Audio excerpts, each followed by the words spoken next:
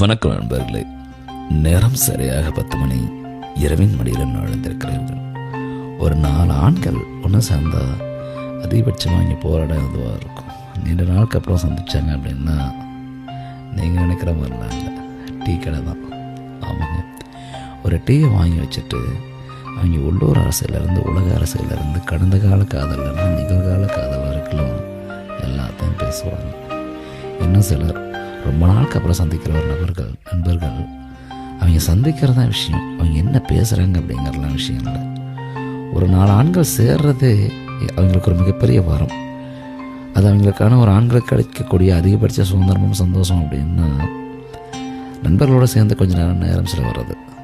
அது ஒரு அமைதியான இடத்துல ஏதோ ஒரு இடத்துல உட்காந்து அவங்க பேசுகிறது இல்லைங்களா, அதெல்லாம் ஆண்களுக்கு கிடைக்கக்கூடிய அதிகபட்ச வரம் அப்படி தானே சொல்லணும். இப்போ பெண்களுக்கெல்லாம் இல்லையான்னு கேட்டால் பெண்களுக்கும் அது மாதிரி தான்.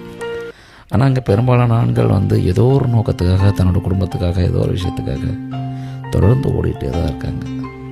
அவங்களுக்கு அதிகபட்சமாக கிடைக்கக்கூடியது நண்பர்களோடு சேர்ந்து அந்த டீ குடிக்கிற நேரமும் அவர்கள் அதில் பேசுகிற குறைந்தபட்சம் அந்த பேச்சும் தான். அதனால் நண்பர்களோட ஆண்கள் இருக்காங்க அப்படின்னா தயவு செஞ்சு எங்களை தொந்தரவு பண்ணுறாங்க. குறைந்தபட்சம் அந்த அரை மணி நேரமாக அவர்களுக்கான சுதந்திரமாக கொடுங்க அப்படிங்கிறது தான் இன்றைக்கி உங்கள்கிட்ட எல்லாத்தையும் கேட்குற மிகப்பெரிய வேண்டுகோள். மறக்காமல் அந்த விஷயம் பிடிச்சிருந்தோம்னா கமெண்டில் சொல்லிட்டு ஃபாலோ பண்ணி அதில் கொடுங்க. மீண்டும் நாளை இதே நேரம் இதே அறிவில் சந்திப்போம். தொடர்ந்து பேசுவோம். நன்றி நண்பர்களே.